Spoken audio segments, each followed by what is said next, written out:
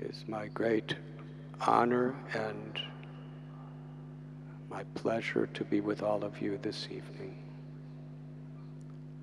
I thank you for being here.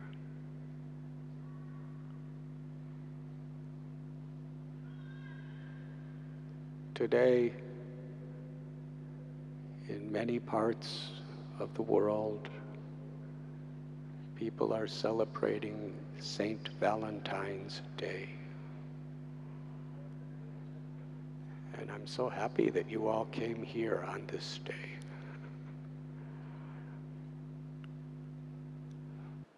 It is a day that for a couple hundred years, people have exchanged their affection for one another. I was given a report that last year over 1 billion Valentines were exchanged. That means they were bought and given to dear ones. Of all days of the year, it's the second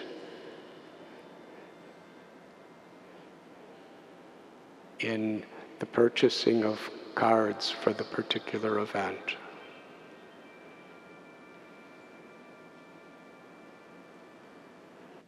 Hare Krishna. Special effects.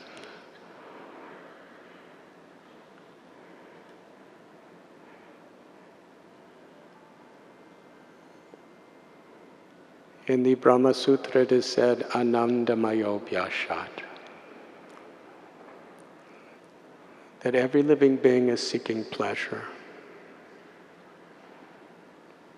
Things could give some pleasure to the body and senses, but only love gives pleasure to the heart. And real fulfillment is an experience of the heart. A little child who has very wealthy parents, who is given very nice clothes and so many games and toys. But if the parents don't have time to express their love for the child, the little girl looks pretty, but lives in misery. Because ultimately, everyone is seeking to love and be loved. If we have that, we can be happy in any situation. If we do not have that, we really can never be truly happy in any situation.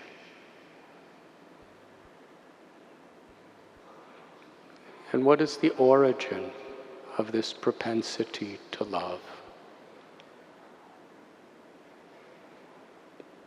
Nitya Siddha Krishna Prema Sajja Kabunoi Sravanadi Sudichiti Koriye Yudoi. The eternal soul that is giving life to this body. We are not this body. We are not this mind, but we are living in the body and with the mind. Najayate mriyate vakadachyat. Krishna tells us in Bhagavad Gita, for the soul there is no birth nor death. The soul is eternal. Satchit Ananda, full of knowledge and full of happiness. What is the happiness of the soul? The tradition of bhakti focuses on that aspect, the most essential aspect of self-realization. Sripad Ramanujacharya, Madhvacharya, Nimbarkacharya, Balabhacharya, Vishnu Swami, Sri Caitanya Mahaprabhu. They and millions of other avatars and saints have given their lives and souls to teach us what we have forgotten. That the true potential of the soul, being a part of God, Mamaivam so jiva loke jiva bhuta sanatana, is to forever be experiencing the infinite sweetness of God's love, of Krishna's love.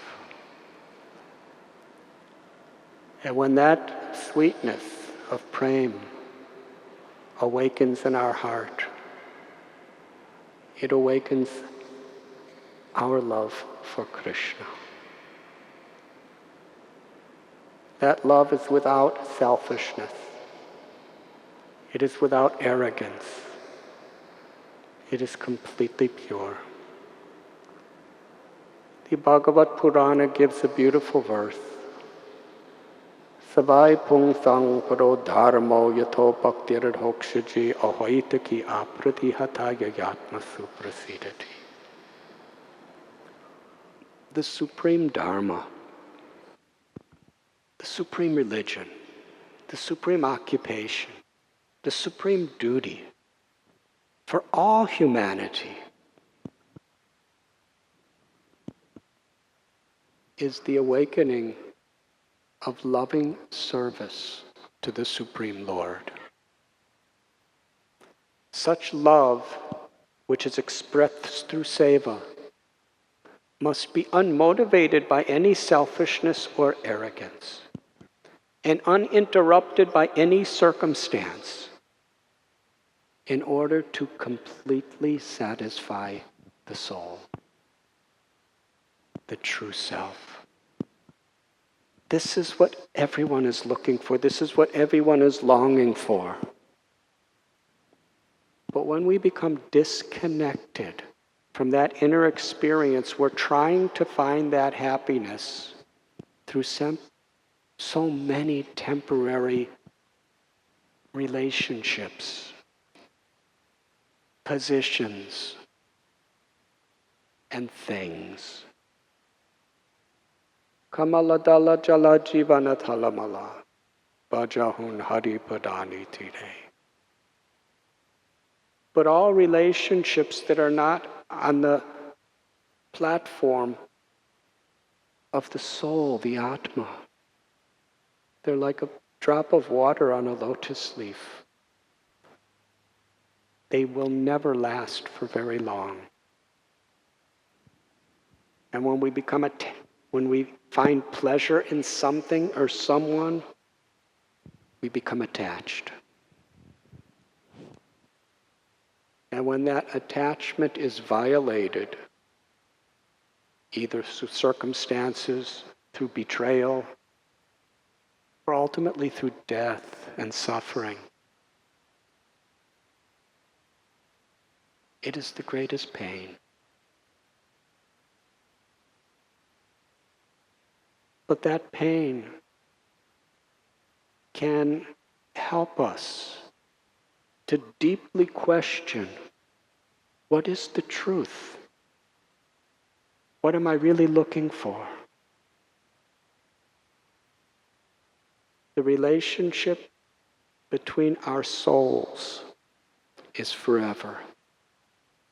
Why? Because our relationship with Krishna, with God, is forever.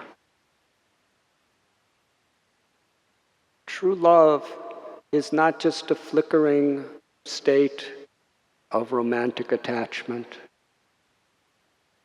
It is the experience of the infinite love of Krishna that is within us. And the test, or let us say the evidence that we have been touched by that love, is we find no greater happiness than being an instrument of that love. to give other people happiness. That is Sanatana Dharma. That is our true nature. This is a universal principle. In the Bible, Lord Jesus has said, the first and great commandment is to love God with all your heart, all your mind, all your strength, and all your soul. Srila Prabhupada, my beloved Guru, he understood this eternal principle with such depth and realization that he can awaken the understanding wherever he went, in everyone. This is the true essence of all spiritual paths, of all religions. It's not a sectarian concept. The test of how spiritual we are is how we love God and how we live as an instrument of that love through loving everyone.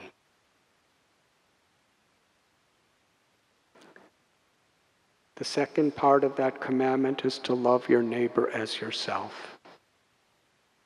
And everyone's our neighbor. Every type of human being, every type of animal, bird, fish. Wherever there's life, there's a child of God who is our neighbor. Do we love them as ourself? That is the test. Do we actually love God? Who was Saint Valentine? There is very little known about him, but a few things are known. He was a priest in Rome. This day is named after him, where people are sending hearts and candies and gifts to their loved ones, celebrated as a day of romance. But Saint Valentine's was a priest. He lived a life of total celibacy.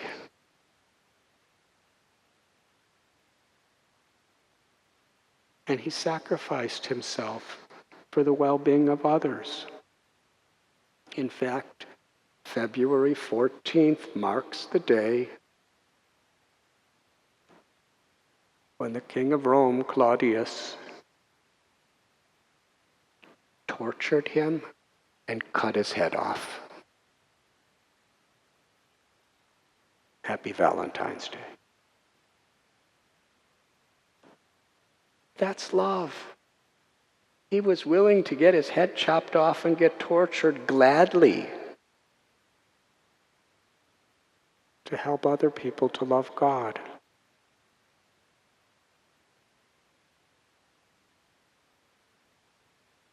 It's nice if people understand a little of the history of what they're doing. What is real love? Real love is sacrifice. Real love is seva, selfless service.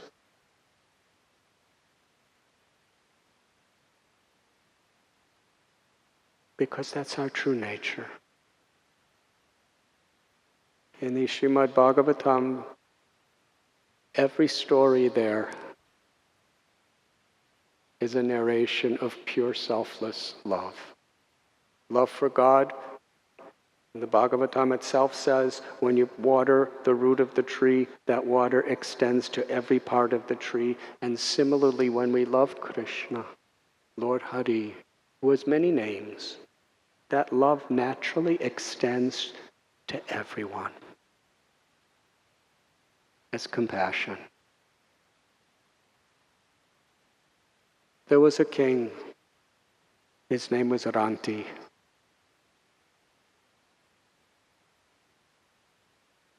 He considered the role he had as a king to be a responsibility.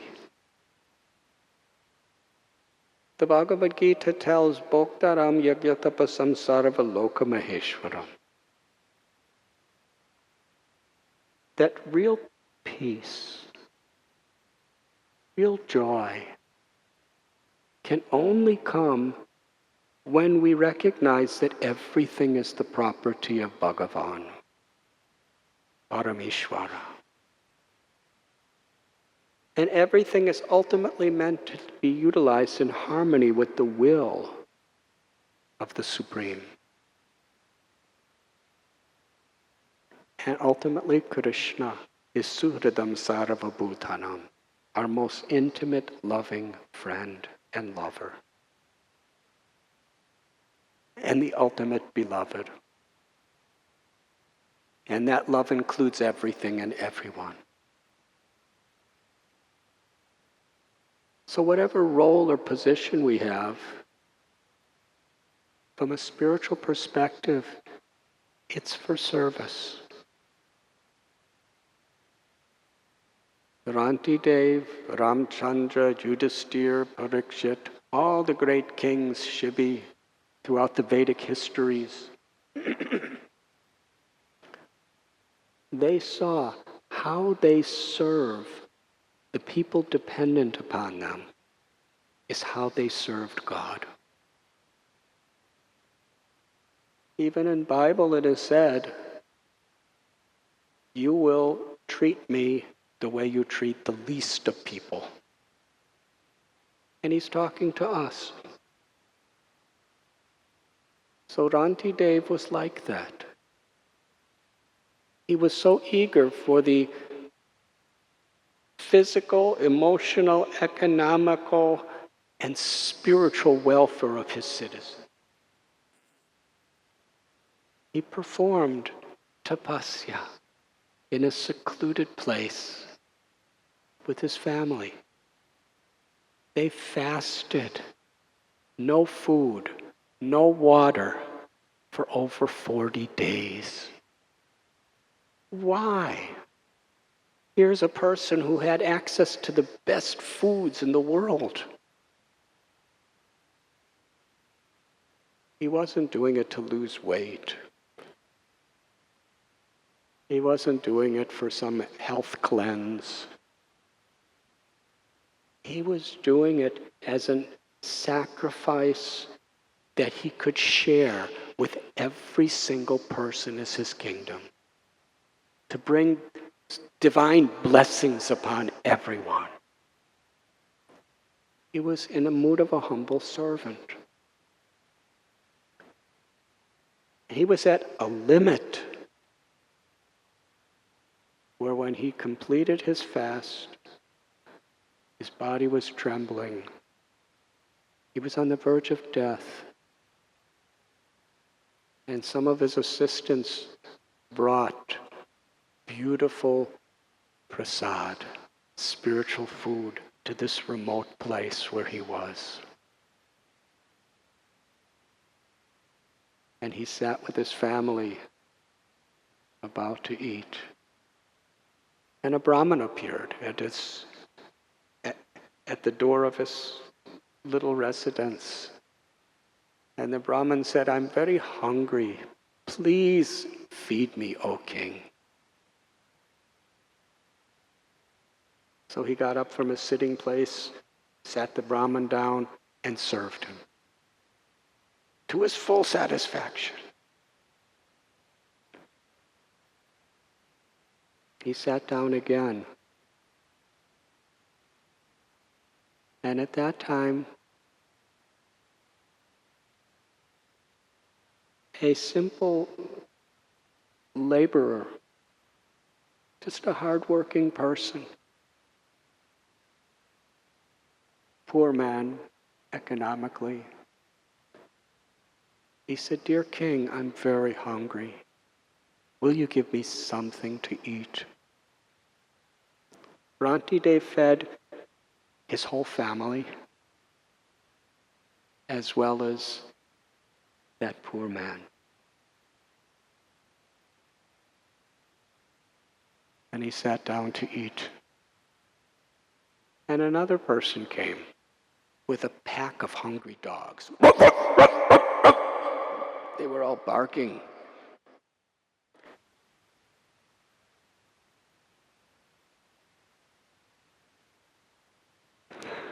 Hare Krishna.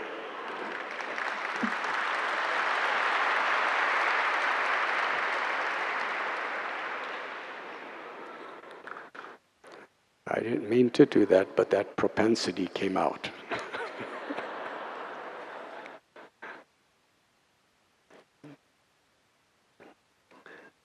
The man said, I'm very hungry and all my dogs are starving. Please give us something to eat. Now those dogs were hungry. They ate every morsel of food that the king had.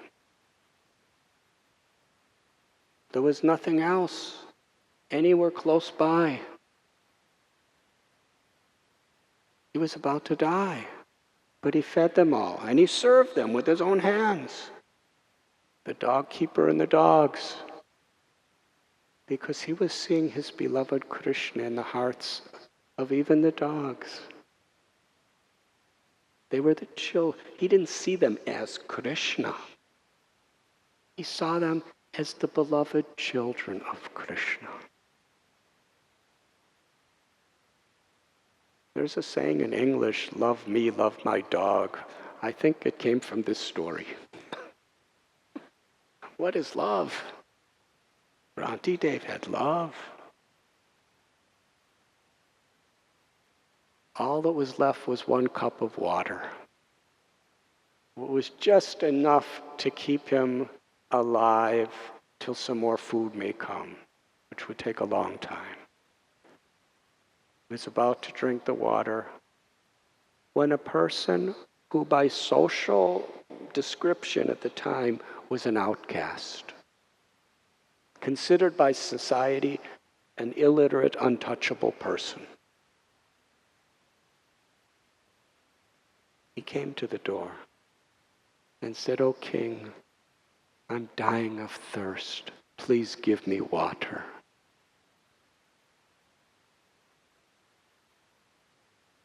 Rantideva folded his palms, namaste, and offered a prayer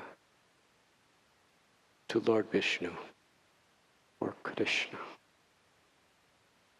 He said, "My beloved Lord, O Supreme Personality of Godhead, I do not pray to you for great wealth. I do not pray to you to get the 8 mystic perfections or siddhis. I do not even desire from you liberation.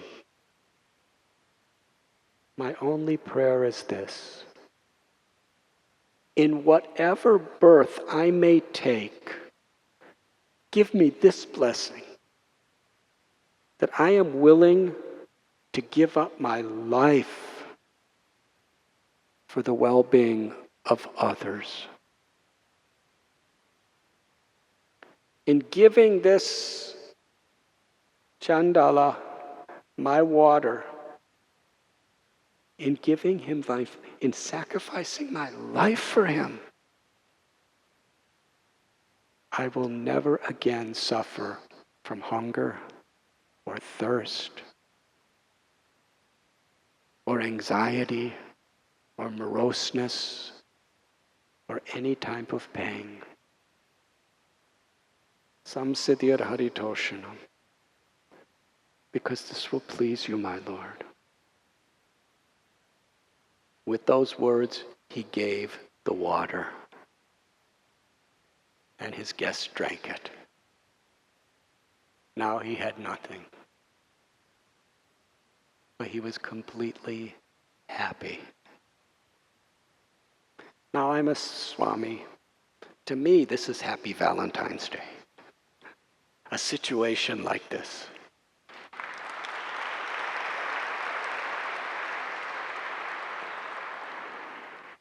It's very romantic.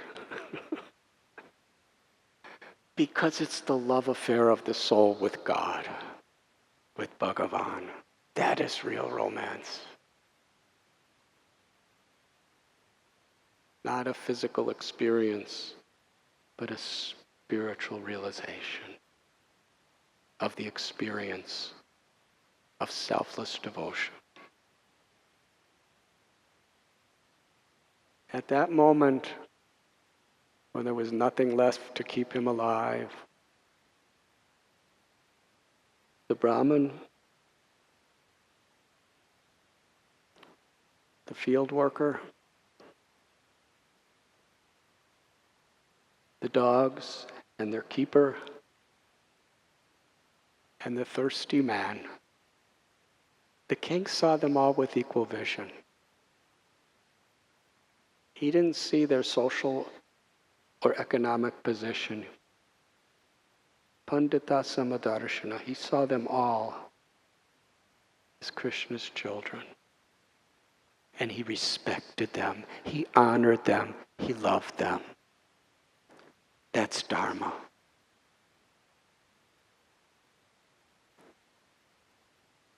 They all appeared and they all manifested the forms of devas, demigods. Brahma, Shiva, Indra, Vayu. They said, we took these forms just to test you.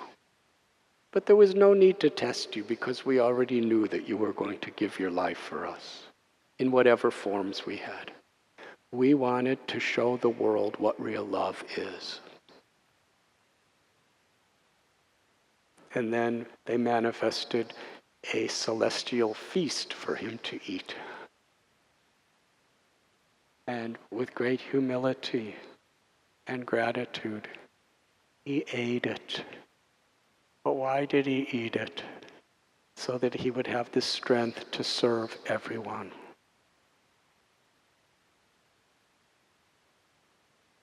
We cannot imitate such great people. But these extreme examples are given to set a standard for us. Mahajano yena kadasa panta. The path of perfection is to follow in the footsteps of great people. If we try to imitate them, we cannot.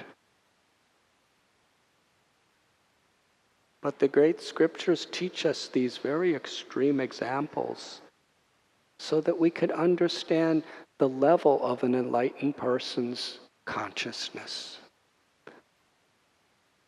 And it will humble us to understand how far we really are. And when we honor people who have those qualities, and we strive in whatever small way we can to live by those qualities, that is the path of perfection.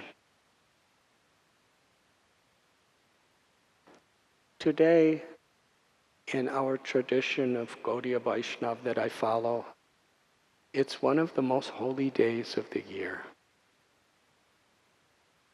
besides St. Valentine's Day. It's the appearance day of Sri Advaita Acharya, who is an avatar of Maha Vishnu, who played the role of a devotee. He appeared in this world in Devagram in Bengal over 500 years ago. And he saw the kind of suffering that was within human society. He saw the toll of Kali Yuga, where there was so much quarrel, so much hypocrisy, so much arrogance, greed, selfish lust, envy, anger, and illusion. On every level, within families, within the same religion, among other religions, among nations, among castes, among races, among sexes. On every level, there was such conflict. Why?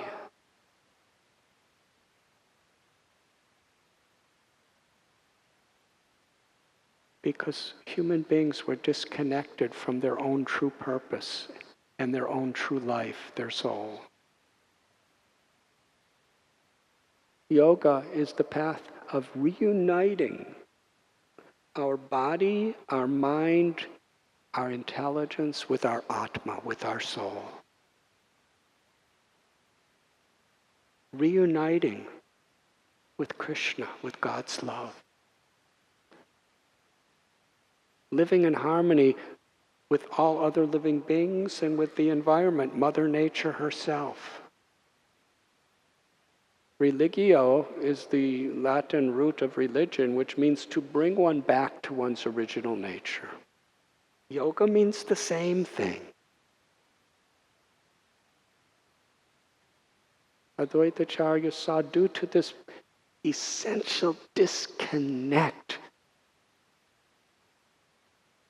the world was heading more and more and more into despair, where there would be the most difficult types of diseases and conflicts. It broke his heart. He felt only if Krishna himself descends to this world can he give the highest, purest essence of spiritual love in this age of Kali.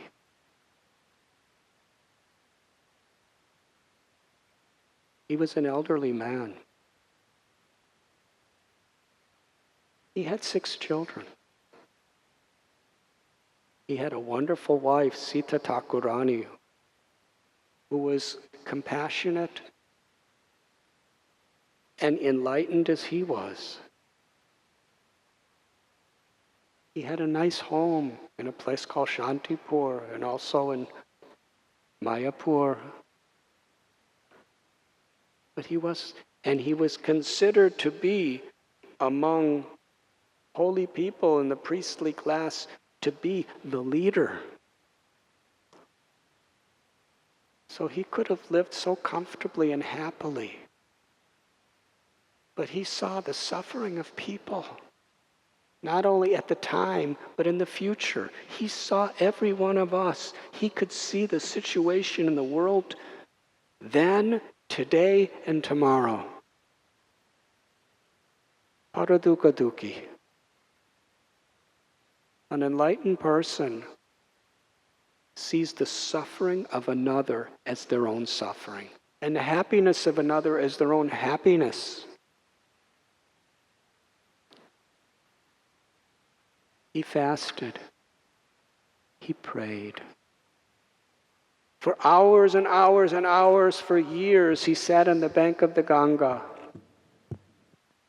and offered Ganga water and tulsi leaves to a Shalagram Shila, praying with a loud voice, Krishna, please descend and help the people of this world.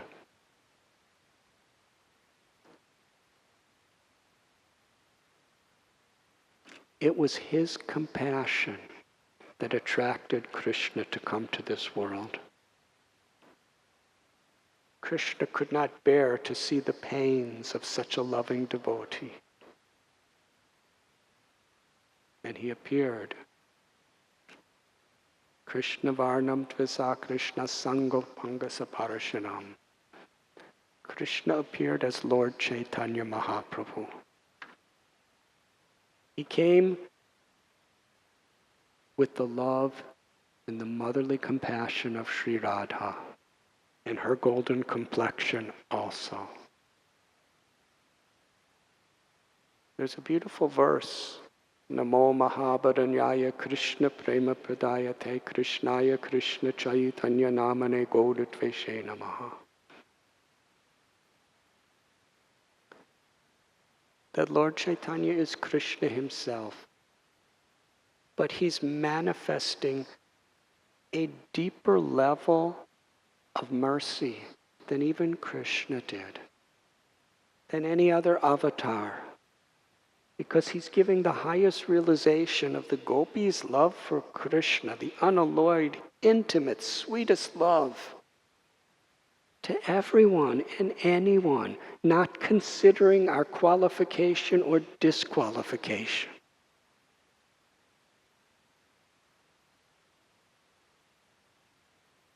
One time Lord Chaitanya was crying. He said to his dear devotee Haridas Thakur, who was actually labeled by society as an untouchable, but Lord Chaitanya considered him to be the crest jewel of all the universe. The most enlightened, worshipable person because of his love for Krishna, not because of his social position. He was an awakened soul. Lord Chaitanya cried. He said, "It breaks my heart to see how people are suffering in this world." And Haridas said, "Be happy, my Lord, because you have given everyone the holy names of God, and God has many names in so many religions. And by simply chanting their names, everyone has the opportunity to attain the highest love, the highest liberation."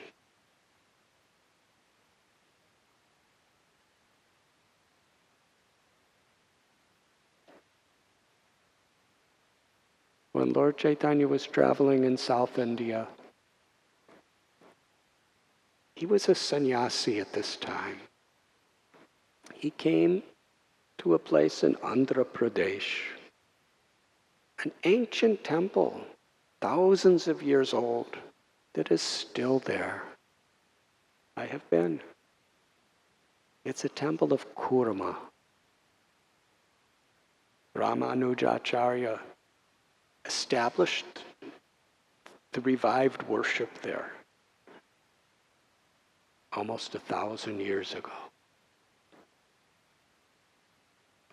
When Lord Chaitanya was there, just a little over 500 years ago, he was singing kirtan.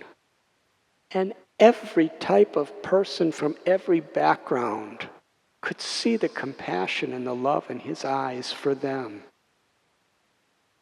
And they all raised their arms, and in great faith and devotion, together they chanted the holy names in Sankirtan.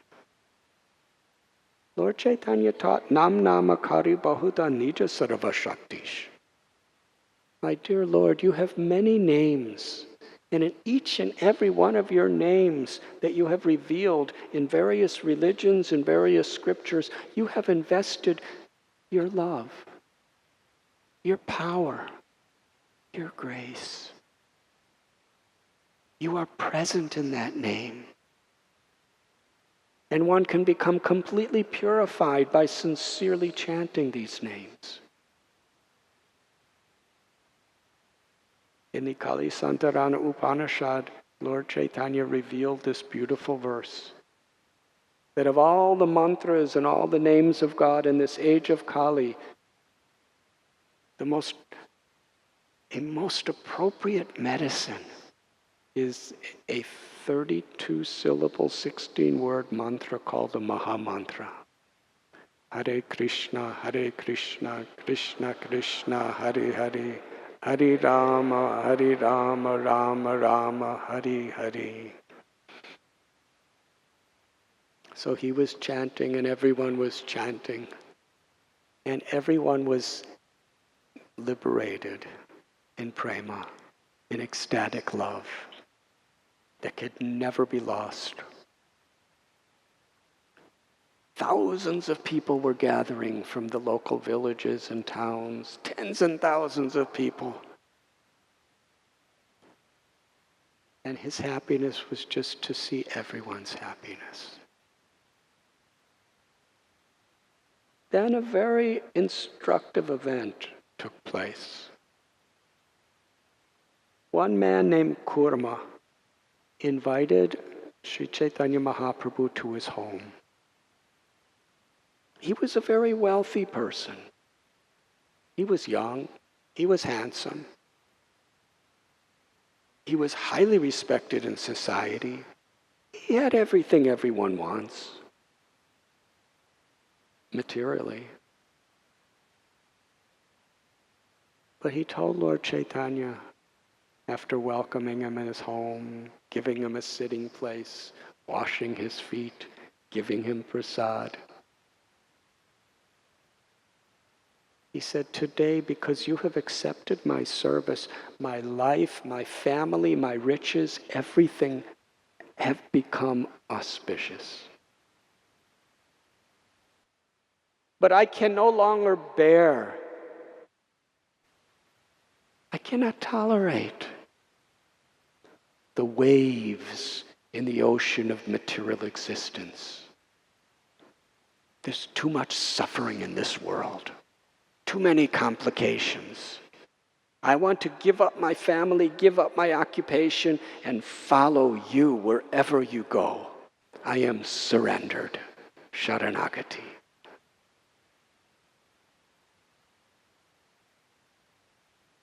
Lord Chaitanya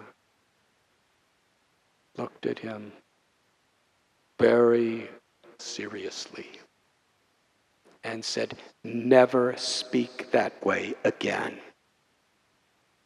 There is no need for you to leave your home or your family or your occupation. You remain where you are. True spirituality is not changing your location or changing your role. It's changing your consciousness. Just always remember Krishna by chanting his names. And be compassionate to others.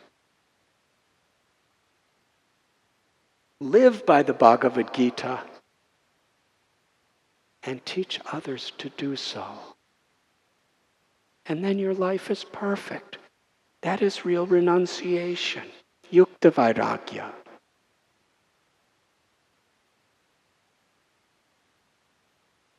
Sri Caitanya Mahaprabhu and Kurma spoke about Krishna all night long. And after the sun rose, Lord Chaitanya was leaving that place to continue his tour, never to come back. Kurma Brahman knew he would never see his beloved Lord of his life, his Supreme Guru, ever again. So as Lord Chaitanya walked, Kurma Brahman followed him a long distance. He didn't want to give him up. And Lord Chaitanya Mahaprabhu told Kurma, go back home. Perform your duties in Krishna consciousness, in a spirit of seva. And in this way, we will never be separated. You will always be with me and I will always be with you. In our hearts, in our soul. The Paramatma and the Atma are eternally beside each other in every heart. Kurma went home, and then something else happened. Not far away, there was a man named Vasudev who had leprosy. It was such an advanced state that there were living worms eating his flesh. This is not the typical Valentine's Day talk. But it brings out the essence. He was such a humble person. Don't try to imitate. If one worm fell from his body, he would respectfully offer his pranams, pick it up and put it back where it fell from. Thinking this body belongs as much to the worm as it belongs to me. He saw the soul in a worm that was eating him. Respect. When he heard that Lord Chaitanya was at Kurma Brahman, because of his humility and his good character, he could understand that Lord Chaitanya was his beloved Lord. And with great effort, he went to Kurma's house.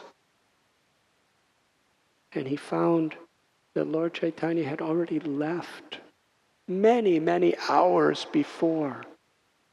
And he felt brokenhearted. The darshan of my life I missed.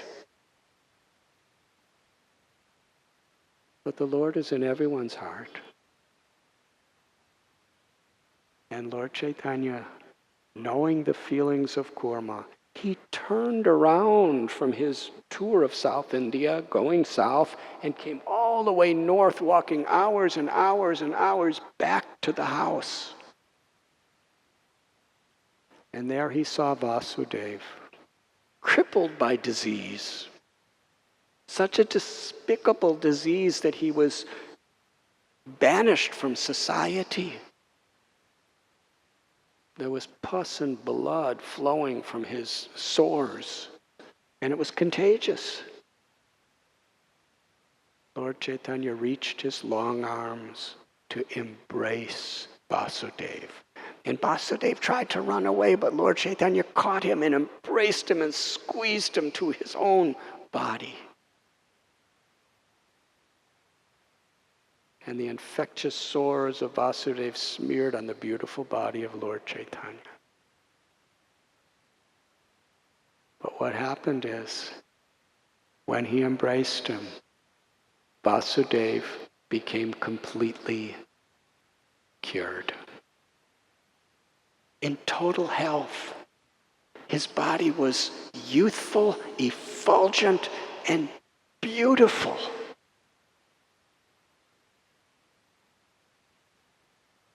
And he became very humble.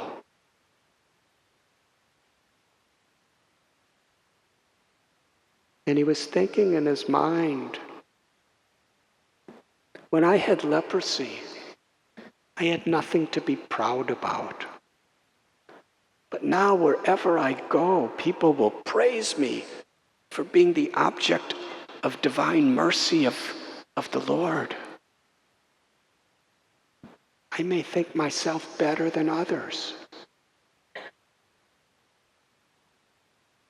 And that will disturb my devotion. Sri Caitanya understood his heart. And he said, just always keep yourself in the mood of being the servant of Krishna. Chant the names of Krishna. And teach other people by your words and example how to live a life of devotional service. And in this way, you will always please the Lord, and pride will never come into your heart. Lord Chaitanya left, and Vasudeva and Kurma Brahman became best of friends. They embraced each other, they cried in gratitude, and they danced and chanted, Hare Krishna, Krishna Krishna, Hare Hare, Hare Rama, Rama Rama, Hare Hare. This was the Lord's love. That whoever we are, in whatever situation, if we just live by these simple principles, the love of our heart awakens. 50 years ago, when our beloved Guru Srila Prabhupada came to the West, he transformed many of our hearts.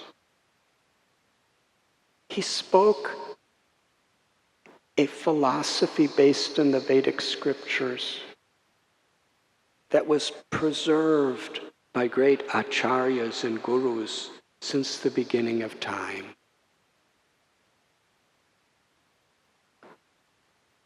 But his love, his compassion,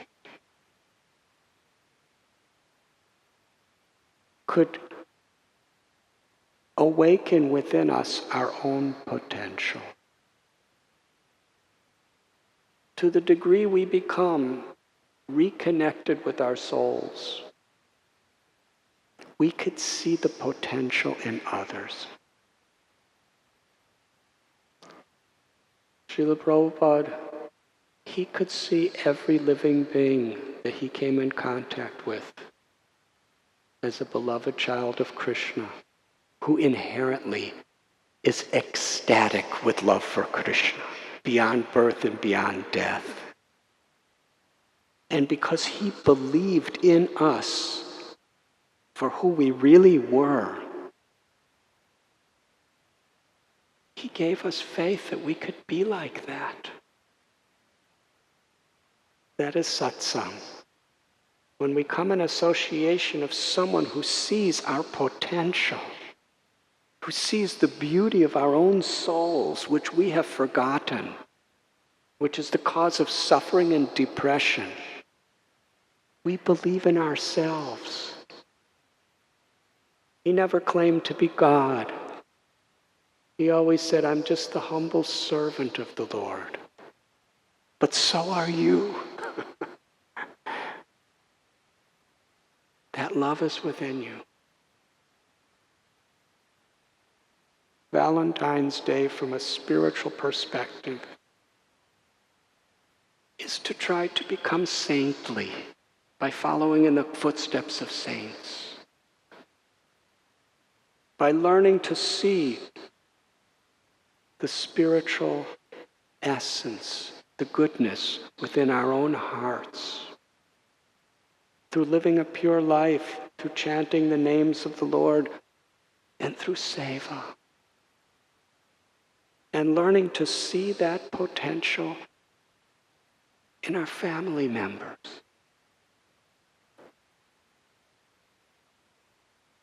In our society. As far as possible in everyone. And this is something that every one of us in a big or small way can do today.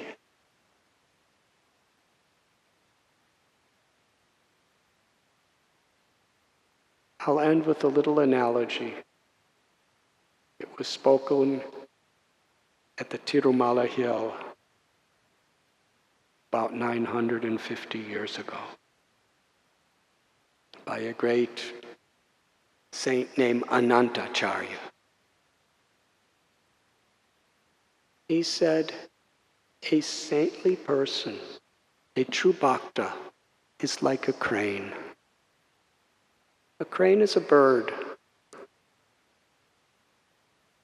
It has a long pointed beak, white feathers, long legs. And that crane stands on one leg, just looking down into a stream of water.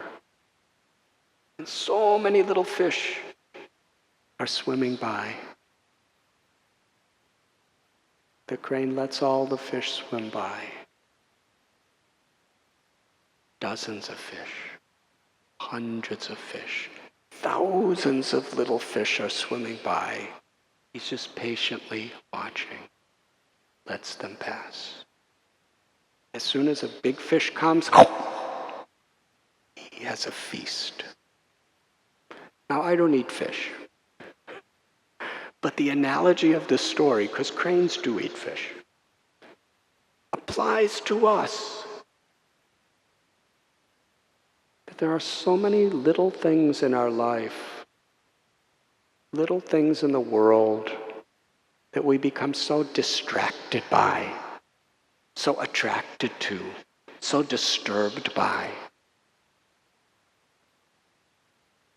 We should focus our hearts on what's really important, on the big perspective of life. What's really important? What's really meaningful? What is my goal? If we don't remain focused and attentive toward the meaningful goal of life, then we see the little fish as really big. If you don't have inner fulfillment and a way to find inner fulfillment, then all the little things in life, which are like little grains of sand. In Goa, you have many grains of sand. we see the grains of sand to be like a mountain. And they disturb us so much.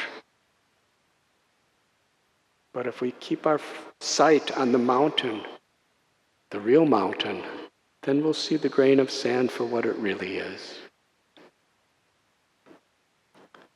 Between husbands and wives, between brothers and sisters and brothers and sisters, between races, between religions, between all different kinds of people in so many different situations, within our own hearts, so many little things disturb us. And we become obsessed by these things. But actually, they're totally unimportant if we understand that we're an eternal soul. If we understand that soon we're all going to die, and what do these little matters have in significance to our life? The things that disturb us so much, we don't even remember in a day or two. To keep our mind focused on what is real love. What is our real potential to love? How we can connect to that love and share that love. Whether we're in politics or business or industry or engineering, whether we're artists or in agriculture or teachers or monks. The important thing in life is our Dharma. And if we focus on our Dharma, then we will not be disturbed by all these little fish. We just let them pass. We do the best we can to deal with situations, but we do not become distracted from our purpose.